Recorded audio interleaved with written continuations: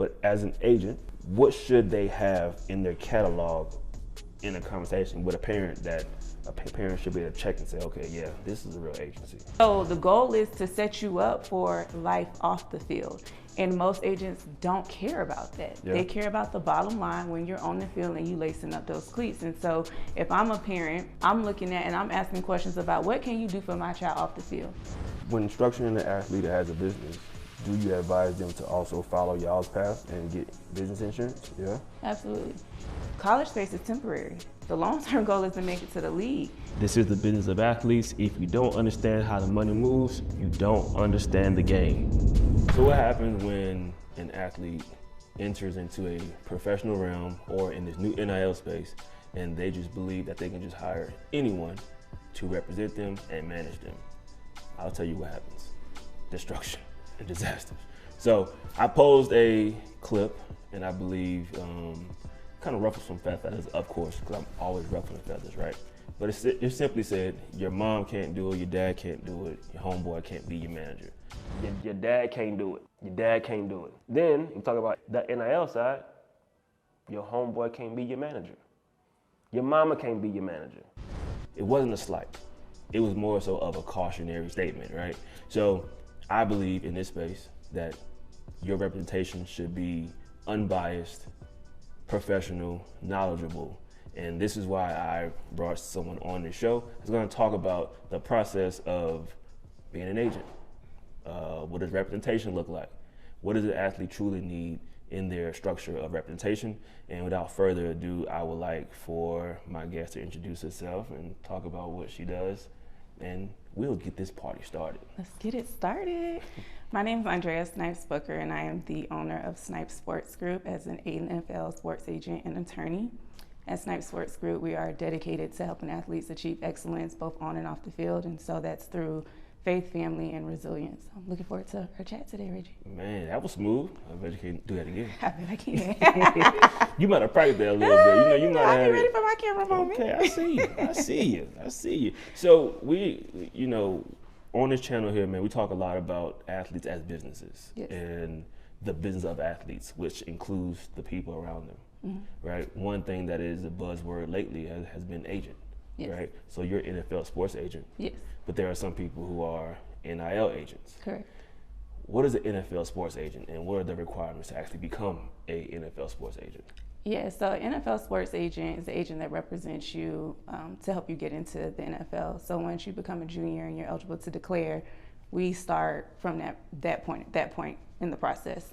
We can't sign you until your last game, and then we're able to officially sign you and help you through draft preparation. To become an NFL sports agent, you have to have a master's degree, pay $2,500 to register, and then non-refundable.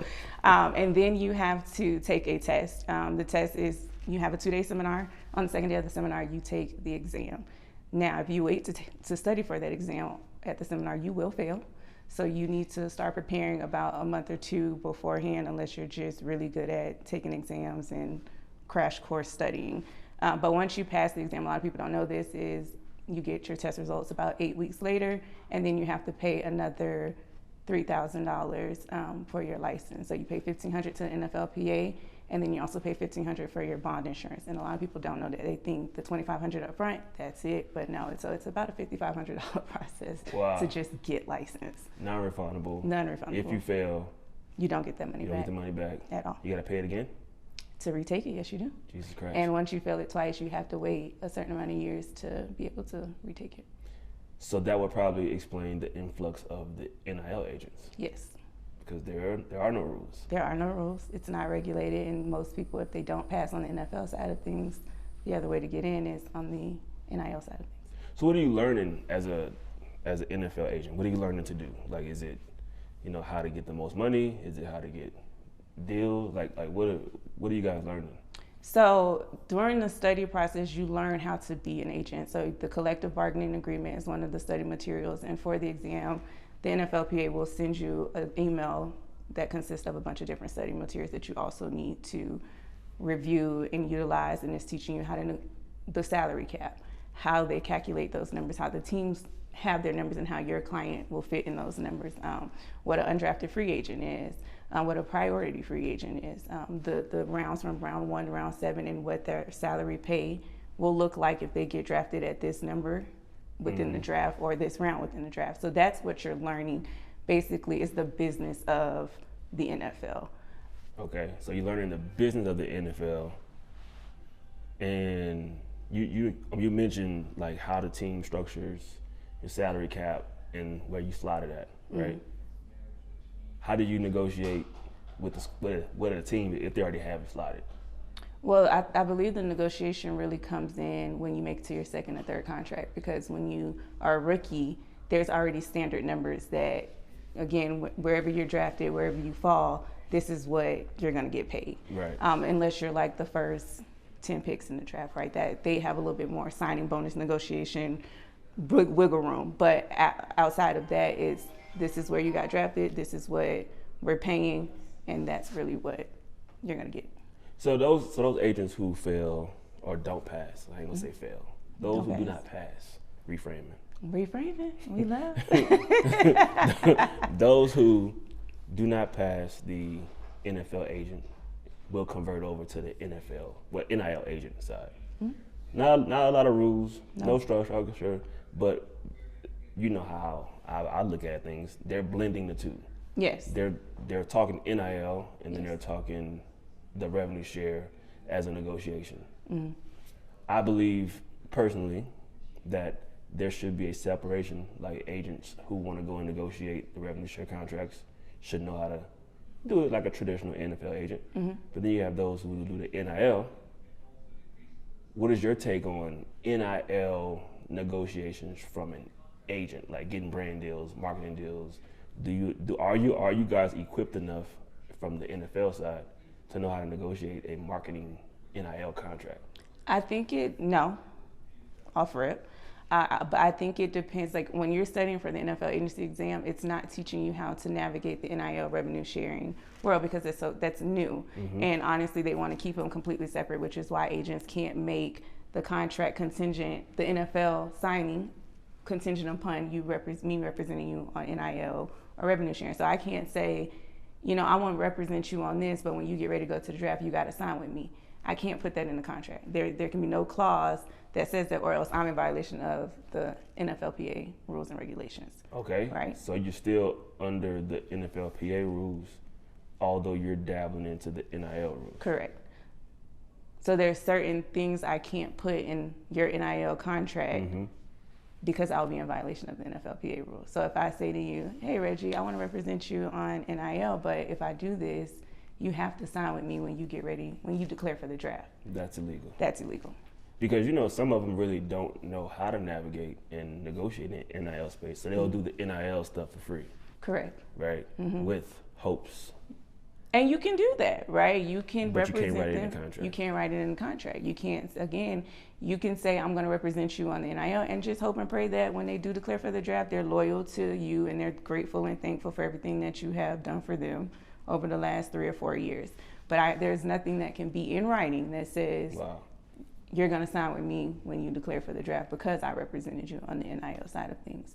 So I don't think that the NFLPA agency exam prepares you or helps you learn the NIL space, which I am still learning, and how to navigate that world, because there is no rules and regulations, and I don't want to be in violations of a license that I worked really hard to get and paid a lot of money for. So licensing. Yes. So you have a license. I do. To be a NFLPA agent. Yes. Do you have to register that license in every state?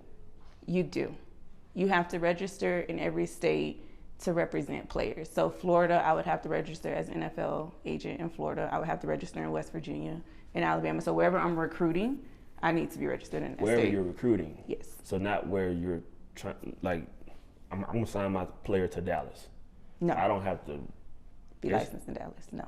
But if I'm recruiting a kid from Alabama, and he gets signed to Dallas, I have to be licensed in Alabama. Because he's being recruited out of Alabama. So just where you're recruiting. Didn't know that. You didn't? No. Yeah, just where you're recruiting. You just taught me something. Yes. Because I thought it was like wherever your player goes and play. At that point, it's too late. True. Yeah, it's wherever you're recruiting. Okay, so let's break into the college space. All right, let's talk about it. Transfer portal. Okay. I'm recruiting a guy, West Virginia. Okay. Who wants to go play California. Uh-huh. Where do I register first? You don't, because that's NIL, revenue sharing. So there's no rules. There's no rules, to my knowledge, because again, I'm still learning. Right. And to my understanding, there are certain states that require you to be registered as an NIL agent. Mm-hmm. But as an NFL sports agent, because I'm not recruiting you For NFL, I don't have to be registered yet. Now, when you declare and you're like, hey, I want to declare for the draft, and you are in Illinois, I would have to register in Illinois as an agent to recruit you. Illinois go to college there, or if they live in Louisiana but they go to school in Illinois, you're recruiting them. Mm-hmm. Is it where their house is at, or where you're recruiting them from the school? The school. Dang. Yeah. So what if you don't want to go register in Illinois and you can fly under the radar and break some rules if you want to. So just hope, yeah. Just don't get caught. I mean, and I don't think many agents do it because it's not something that's also regulated. It's a lot of money and it's costly because they have a license fee. I'm not sure what it is in every state, but they have a license fee. Right. So you're paying a state license fee on top of your NFLPA license fee, okay, which you pay every year, which is $3,000 if you are representing.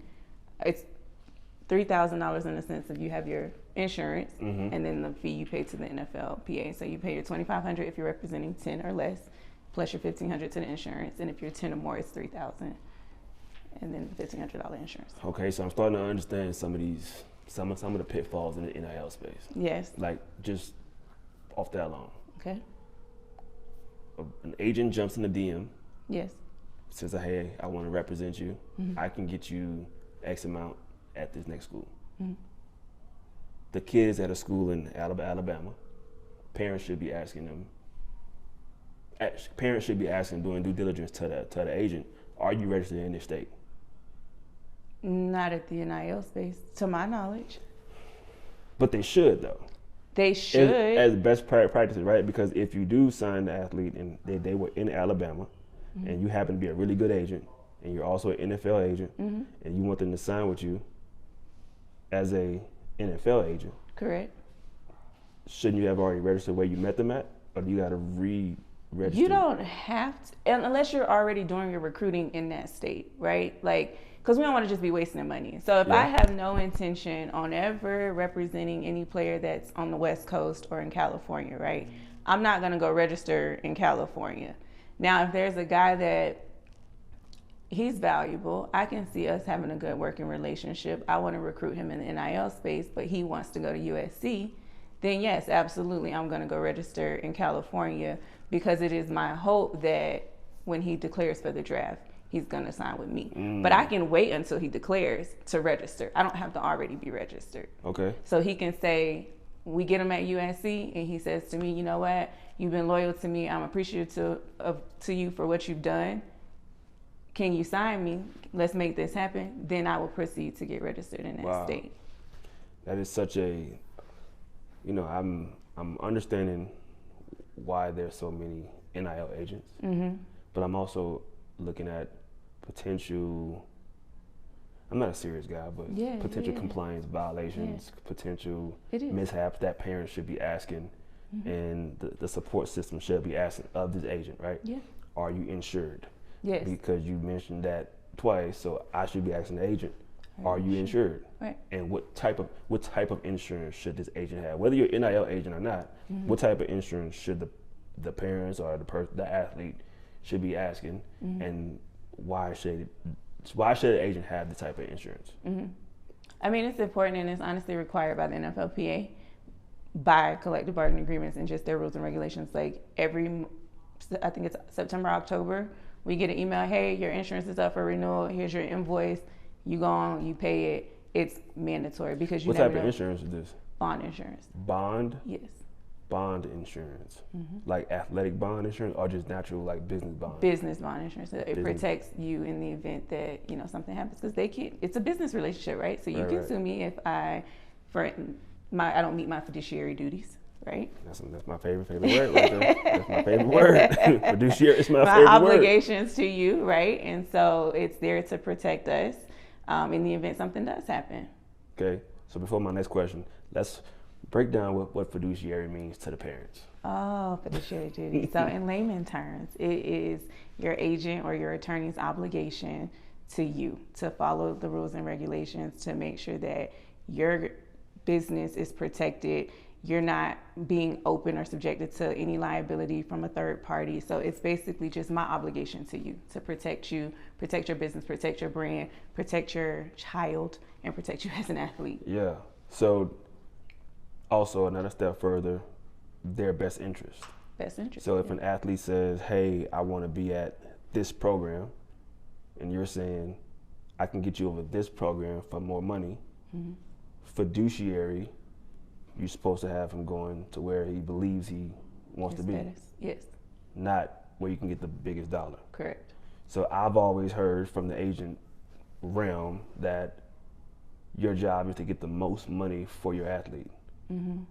But then you also have to do what's in their best interest. Yes. So how do you sort of? Yeah. So how does that work? Like, all right, you really should be here because I know your history and your story and your journey, but I really want to get you paid. Right.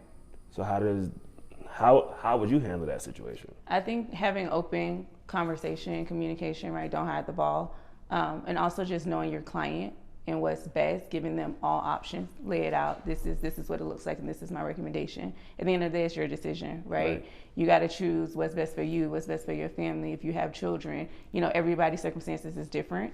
But again, what are your principles? What are your values? What do you value most? Do you value a healthy environment over money, or do you value money over that? And so I think it just aligns with your principles and your values, and I'm gonna support whatever you decide, right? Again, my job is to advise. We're called advisors, right? Everyone says agent, but we're certified NFLPA advisors, right? So it's my job to advise you on your options, and then whichever one you choose, I help you navigate it from there. NFLPA advisors. Advisors.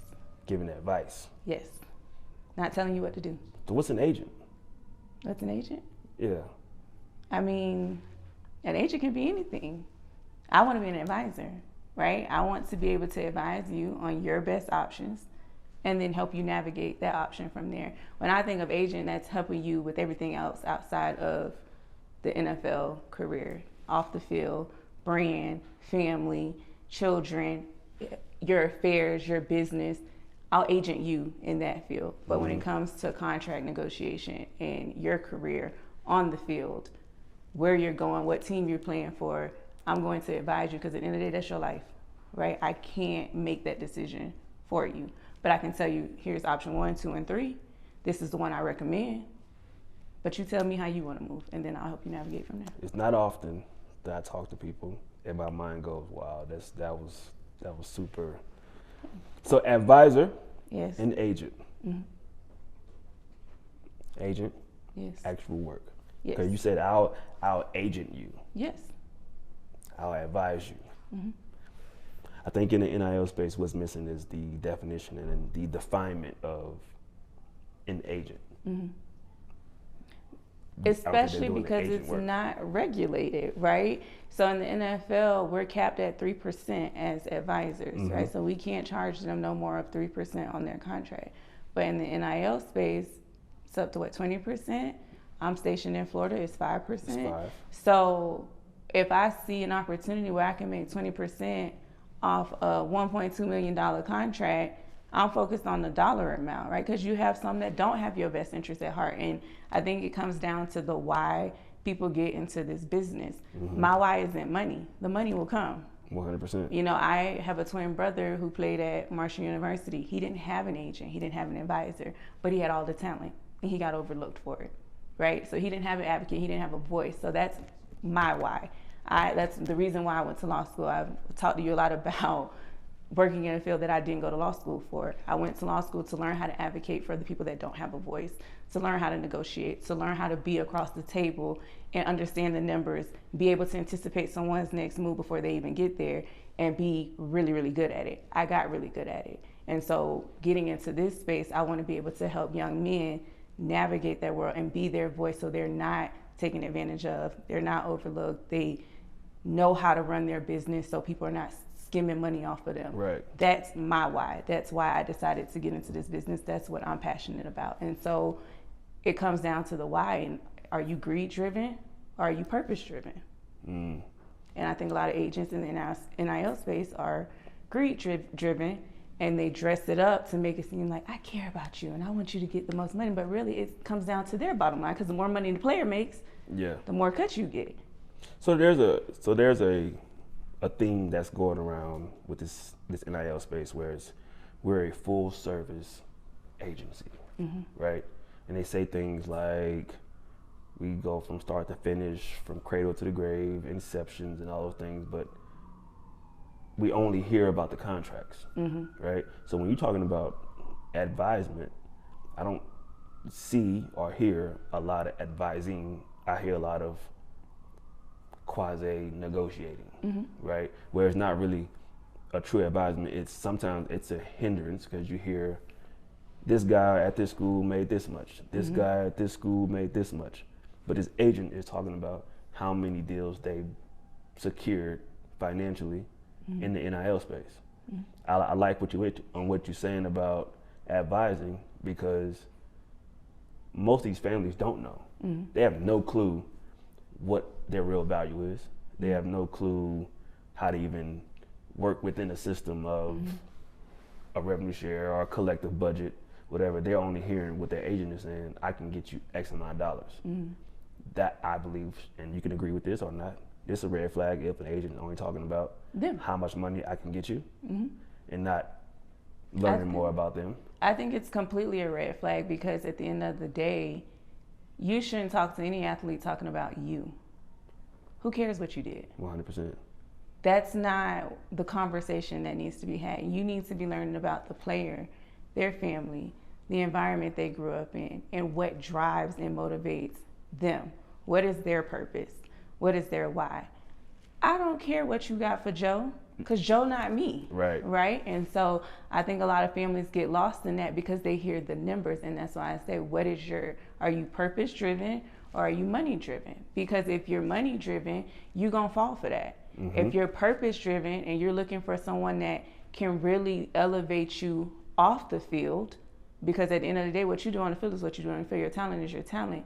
But elevate you off the field, you're gonna look for things like, okay, how can you help me establish an LLC? How can you help me set that up? Are you helping me create a logo? Are you helping me create a brand identity? Because college space is temporary. The long-term goal is to make it to the league. You only have a certain amount of years that you play in the league. It's very rare for a player to play past 10, 15, 20 years with the exception, right? So the goal is to set you up for life off the field. And most agents don't care about that. They care about the bottom line when you're on the field and you lacing up those cleats. And so if I'm a parent and I have a child that's high value, I'm looking at and I'm asking questions about what can you do for my child off the field? Brand endorsements when it comes to the NIL space, right? Because I just learned that there's a difference between NIL and revenue sharing. So how can you help them get brand endorsements? How can you increase their value? How can you get them on platforms that's going to bring more awareness to what they're doing? If they want to establish a foundation, do you have connections with someone that can help them set up a 501c3 so they can host youth camps back in their community and give back to the community if that's important to them? If you're not asking those questions, you don't care about what that player wants. You care about your bottom line. Because a player may be interested in all those things, but you won't know because you're too busy telling them what you did for Joe. To lure him in. To lure him in. I can get you something similar. So you can get your 20%. So there's so the 501c3 thing, the 501c3 thing, I think a lot of parents want their athlete to have some sort of a foundation and all those things, but people aren't setting them up correctly. And these agencies are saying that they can do things for you off the field, but they don't even have a book of business of any work that they've done off the field. When I'm approached with an athlete or I talk about with an agent, I talk about how they should be working, it's things like that. What can you do for me off the field? And not guaranteeing dollars, but literally, what can you do for me off the field? Right? You know, are you gonna help me with my first home? You know, help me with my first rental property. You know, you gonna help me. Like, these are the things you should be doing from an advisor. standpoint, but as an agent, what should they have in their catalog in a conversation with a parent that a parent should be able to check and say, okay, yeah, this is a real agency? What are some of those things? I will say, one, a mission. What is your mission? And then being able to identify if your principles and your values align with that agency's mission, first and foremost. And then second, what is their history? Like, what have you done? For instance, I have no established players in the NFL right now, right? But my resume has tracked with positioning myself with the right connections and the right people that can help me help you, right? So I'm a realtor. I have access to unlimited amount of realtors through my brokerage, right, that have 20 years plus in the game. So if you looking to expand your real estate portfolio, I can connect you with my broker because she's been in the business for 20 years, right? I have a really good friend who is a rental property investor who will give out advice. He also sets up LLCs. So connecting myself and in my catalog of circle, being able to, I might not be able to do it, but I can point you to and connect you with who can do it. I do have a person in my circle that works and trains for media training, teaches you how to speak to the public, how to answer certain questions, how to act when you're in public. Also helps you set up youth camps if that's something you're interested in, and sets up 501c3s. So being able to, because every agent isn't going to do everything. That's not our role, right? You call us, we pick up the phone. If we are able to help, we do it if we have that experience. But if not, we're going to connect you with a person that, I don't do it for a living, but I have say you need an accountant. I know CPAs, here's 3 options. We'll run through them together. Is this one, if you find one you're interested in, then we'll set a meeting, right? So you also don't want to put yourself in a position where you're telling someone to do something because guess what? They do it and it don't work out. Guess who not being sued? Guess who the finger's being pointed at? So that's why we advise. I don't tell you anything, but I'm advising, here's 3 different brokerages. Keller Williams, Align Right, Caldwell Banker. Yeah. We'll vet them, and then you tell me which one you think you want to go with, right? I'm advising you. And so I think that's what is important for an agent to have in their catalog. Is just people in their system that specialize. I specialize in NFL agency stuff. I don't specialize in accounting. I don't specialize in rental property investments. I can sell you a home. Right. But I can't teach you how to invest in properties and how to run a rental house or how to run an Airbnb. I know somebody that specializes in that. So being able to connect them with people that specialize in that field. So wow. I don't. So, you know, there's a parent watching and they was like, oh, that sounds nice. But ain't no money being talked. Right. So how would you get the parent to understand your services is not dollars and cents, but actions that leads to dollars and cents? I would say, that's a good question. How could I get them to understand that? Long term, right?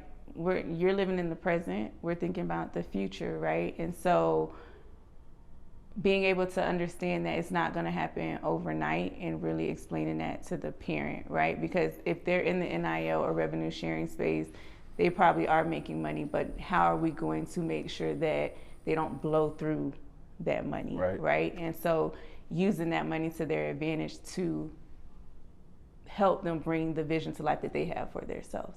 So first, again, brand identity. I previously specialized in intellectual property, how to protect your brand so people can't just make merchandise and shirts and sell it, right? Yeah. So we protect your brand. We put it on merchandise, we sell it, we can license that to people that want to sell it, right? That's money coming in. If you want to get into rental property and investments, we take your NIL money and then we go help you get a rental property. You rent it out, that's money coming in. So helping them understand that this is not going to be an overnight success, it's going to be longevity, right? So you're making, it's called an investment in your future. Yeah. And so they have to buy into that. If they don't buy into that and they're looking for right now, it's never going to work. So on this show, man, we talk about the business of athletes, right? And we want to give advice and information and structure, right? So you mentioned intellectual property, yes, which is IP for short. Yes, it right? is. For all the smart, savvy law people. But you are a lawyer. I am. But you're also an attorney. Yes. Explain the difference to the people. Between a lawyer and an attorney? Or a lawyer and attorney. So I'm actually no longer a lawyer. I was a lawyer when I graduated law school. So when you graduate law school, you are a lawyer. When you sit and pass the bar exam, which is the test that they give everyone after law school, you become an attorney. So that's the distinction.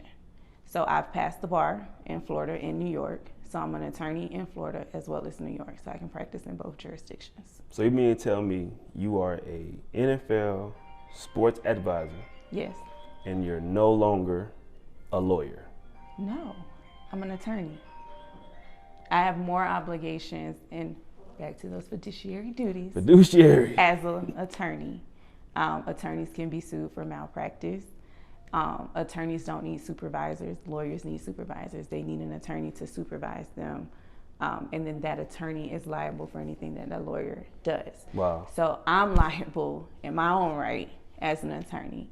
If you're not barred by any jurisdiction, so you don't have a license with any court, you can't sign legal documents that are submitted to the court. So there are certain things that attorneys can do that lawyers can't. So contracts, right? So NIL is licensing contracts, it's licensing agreements, it's revenue share, it's a licensing agreement. Can a lawyer sign that? Yes. Yes? Yes. Okay. But we review it, we redline it, we mark it up, we tell you what we think is not good and what we think should be added, and then we help you go back and negotiate that and come to some kind of terms with whoever's across the table. So you don't have to be an attorney to sign an NIL licensing agreement? I don't think you do, because it's not regulated. You don't, and you don't have to be an attorney to be an NFL sports agent. You just have to have a master's degree. But if you're reading the contracts, shouldn't you?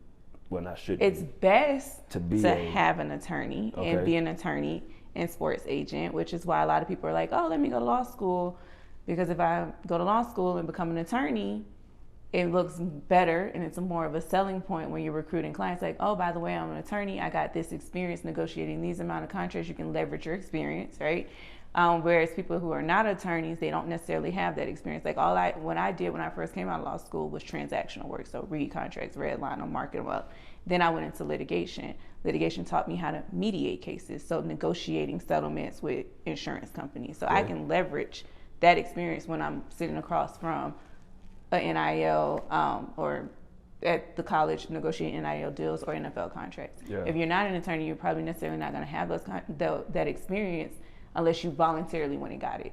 Like, let me go take some negotiation classes or let me read a negotiation book. So you are self-teaching yourself. So can anybody read a contract, redline it, mark it up, send in revisions on your behalf? Anyone can do it if you give them permission to do it. So they don't have to be legally expert. No. You just say, hey, let me send this contract to my homeboy, and he gonna read it and he can do it if you allow him to. Now, is that the best advice? Absolutely not. I mean, it's affordable. It's affordable, but it can also cost you and be expensive. If it can cost you money if there are certain things they don't know about. Think about even in the NFL space, there's athletes now shying away from having NFL agents represent them on the second and third contract. They have their mothers representing them or they're representing themselves, right? Because they're starting to find out I can educate myself, go read the collective bargaining agreement myself and learn how to negotiate certain incentives on my behalf of myself and keep my 3%. Right. So anyone can do it for you. It's just a matter of, do you trust that person?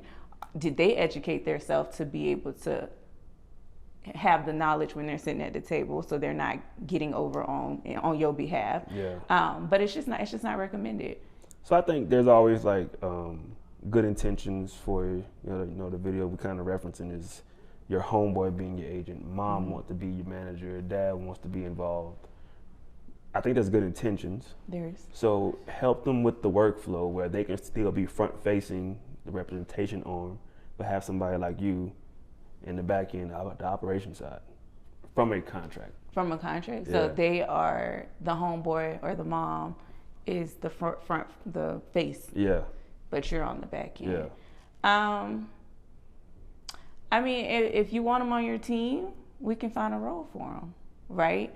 I think if it's something they're interested in, me personally, I would be willing to mentor or guide or train them. But I think there's ways that your mom, your cousin, or your brother or whatever can get involved that doesn't deal with the money aspect of it, right? Because people, it's called specialty for a reason.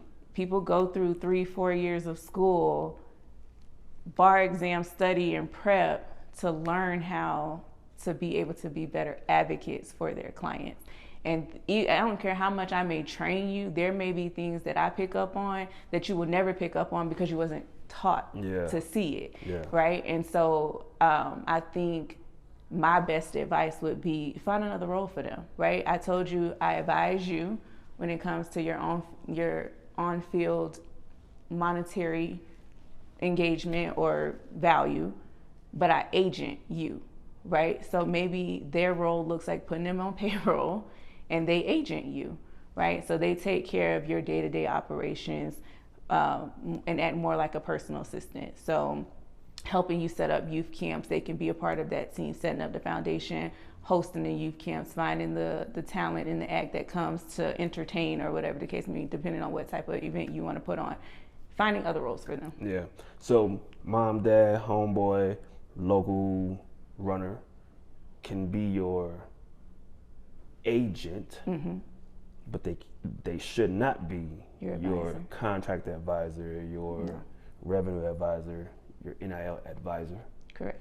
They can be your pull up, sit in the coach's office and talk on your behalf. But when it's time to get down to the real deals, they have to have somebody with the specialty. Yes. And I think unless they're willing to put in the work, right? They're willing to go educate themselves on the business of football, because you have some people that don't have degrees and licenses that know that collective bargaining agreement better than I do. But they put in the work to learn it, right? And so if they're not willing to do that and they just feel entitled, as discussed in one of your previous segments, then that can lead you away. And I think, again, you have to put your principles and your values to the forefront. What is your end goal? I understand what their goal is, right? They want to be involved in your life in whatever capacity. But what do you want when you hang up those cleats? Because you're the one running the field. You're the one taking the hits or making the tackles, right? So when you hang up those cleats, what do you envision for your life? Wow. And then let's move backwards to make that happen, right? This is the end. Now let's backtrack, take the steps backwards to make sure you get to that end. That's good, because you got to think, man. You got, mama bear, dad thinks he kind of got an idea, especially if they former pros and stuff like that. They know, they believe that they have your best interest at heart, which they do. They do. But as the athlete, as the business, as the one that's bringing in the revenue, you have to dictate where they fit at in the best interest of you. Wow. And at the end of the day, you're the face, you're the brand. Anything goes wrong, mama and daddy not in the paper. They're not on the social media outlets. They're not in the news. You are, right? And so, we have your best interest at heart, but so does an agent or advisor, right? So we can work together. We can work in tandem. And I like, again, when I meet my players, my first question is, how involved is your family? Because I want your family to be involved. Yeah. I don't want to do nothing without your family.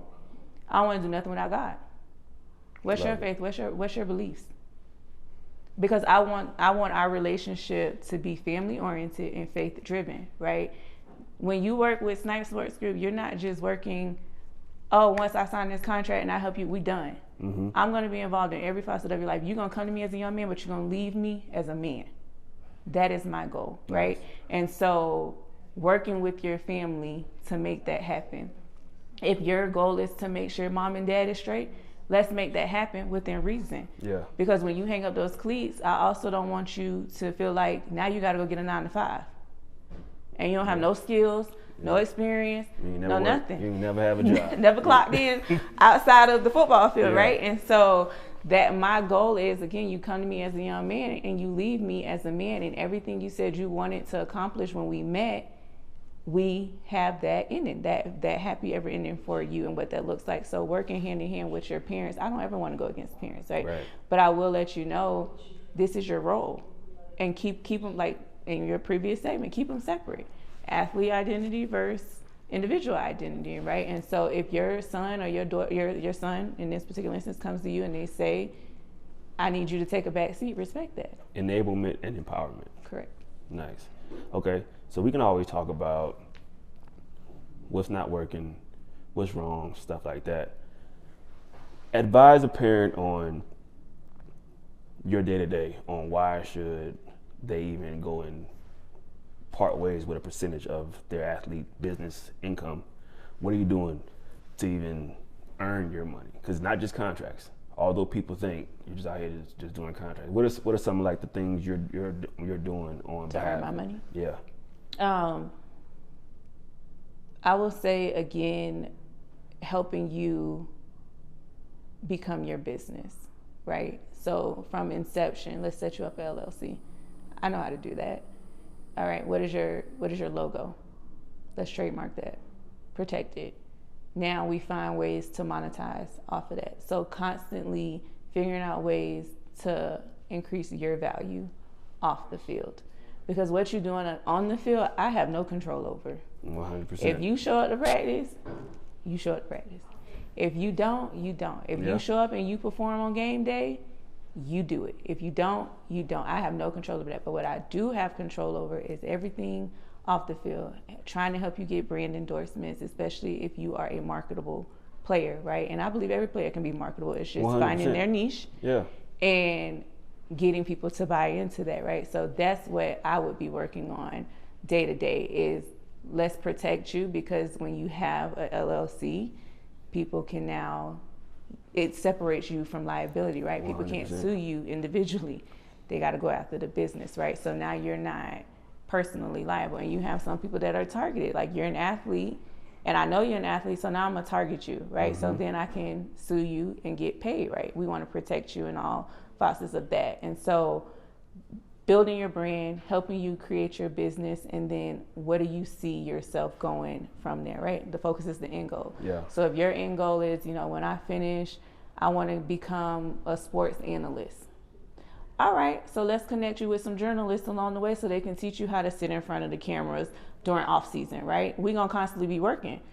We're gonna connect you with the right people so you can learn the business, learn the trade. So when you do put up those cleats, you're not sitting in front of the TV like you ain't never talked to nobody before. Right. You know how to have a conversation, you know how to answer questions, you know poise, you know business etiquette.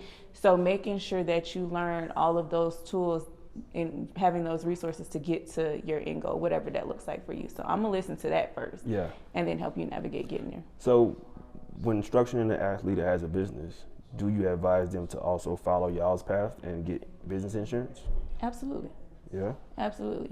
And honestly, I kind of told with learning or leaning into protecting athletes during the draft process. Because there's been situations where athletes have entered the draft process and they're training and they get injured. They go to Senior Bowl, they get injured. They go to the East or West Shrine Bowl, they get injured. And now you're not draftable because no one wants to draft an injured player. So now you sit out a year and you're still not draftable because you didn't heal correctly. So now you got to go to the CFL. And you were potentially a second round, third round draft pick, right? And so now that reality has shifted. And so figuring out a way to find insurance that protects that investment. So you're not starting from ground zero in the event you can never play in the NFL because of your injury. And what's good about that, I want you guys to understand, we're not talking about the Lloyds of London injury insurance. We're talking as a business, you're relying on your athletic ability to make income. You're no longer making income from the work that you do. There's a policy or a platform or an opportunity for you to protect your business best interests, right? As a key person of, a key person within your company. Yeah. If you're structured correctly. Correct. Because most people are not running. And if you even have a business, that's that too. Right. Right. Because some people don't have an LLC. They don't have a business to protect. Right. And your name can be a business. 100%. My name is a business. I LLC my name. Love it. Anyone wants to sue me, you got to sue my LLC. Like, I'm a business. And so I don't think people, when they're in that space, they don't think about that, like that they move as an individual, which you are. But when you're in those spaces and you're navigating those spaces, you're also a business. You're a target. And so protecting yourself from that getting liability insurance. So if something does happen and they have to sue you as a business, you're not coming out of pocket. The insurance company coming out of pocket. And so much goes into becoming a business, right? Not just getting an LLC. Mm-hmm. It's not just, oh, I got an LLC, I got a bank account, I'm a business. Yeah. Right? There's so many things. So I know when you talk about athletes becoming business, everybody says, oh, get an LLC and get an EIN and get a bank account. That's like, it's like step one. Right. Maybe high school, but how you structuring it, how you set it up, who are your members, all these things matter in setting up. Are you a C Corp? Are you a S Corp? Right? All those things matter, and those are buzzwords that are being thrown around without the education or advisement. So I want to wrap this up honestly, just from a standpoint of walk a parent through what's it like to enter into Snipes-Booker Sports Group. What's it like? What's the process? Pure bliss. No, we would sit down, me with the parents and the athlete and my team, and discuss what they are looking for. Because my interest is, I have a pamphlet, I can give it to you. You can go and look at my resume and see what I've done. It's not about what I've done. It's about what you are wanting to do. What do you need from me? Because I want to make sure that my services are tailored to that individual athlete. Again, every athlete is different. So what one needs, the other one may not need. And so going through what that looks like, understanding and learning what drives them, what motivates them. And again, what do the parents, what does your best interest look like for your child? Because what you think it is different for me, right? And so getting us on the same page. And once we are on the same page and we feel like it aligns in faith, it aligns in just relationship-wise, okay, now we sign an agreement. If this is a space where we're entering into NIL revenue sharing, like it's a high school going to college or college entering the transfer portal, we'll discuss that agreement because that's a lot different than NIL space. And then at that point, I'm not even talking about NFL because the goal is to build a relationship. I want to know you. I want us to become family, right? And then when we do get to the point of you entering the draft, if you feel like I'm still a fan, we're going to sit back down and we're going to have a conversation. I'm not just going to assume because I represented you for the last 3-4 years. It's automatically. It's an automatic. Well, I'm assigned. No, we're going to sit back down and act like the last 3-4 years didn't happen. Now we're entering to the next level. This is a new stage of life for you, for your family. What does that look like? Because each stage is different. People grow. We may grow apart, and that's okay. How can I help you navigate finding another agent that will work for you in that next stage, right? Because at the end of the day, once you become family with me, I want what's best for you, whatever that looks like, even if it's not with me, right? But I want to make sure the next person you go to is going to take care of you. And that's how I've always operated in my personal life and in my professional life.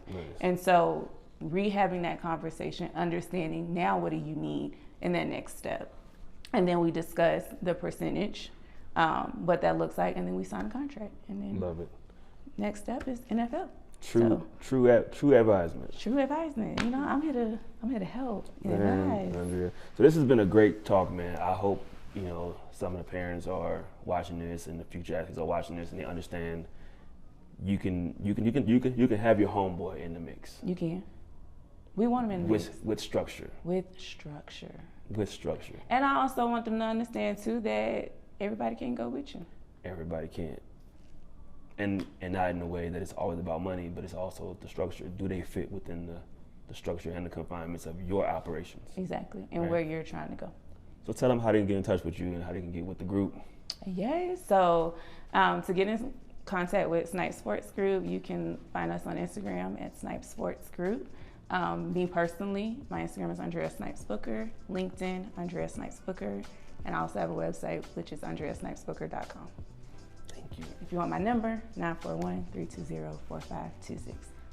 Wow, she gave out her number. This is crazy. Or you serious with it? I'm serious. Call me. We should call her. We can do a consult. Only about real stuff, though. On the house. Hey, consults. Get to it. Like, comment, and subscribe. This is the business of athletes. If you don't understand how the money moves, you don't understand the game.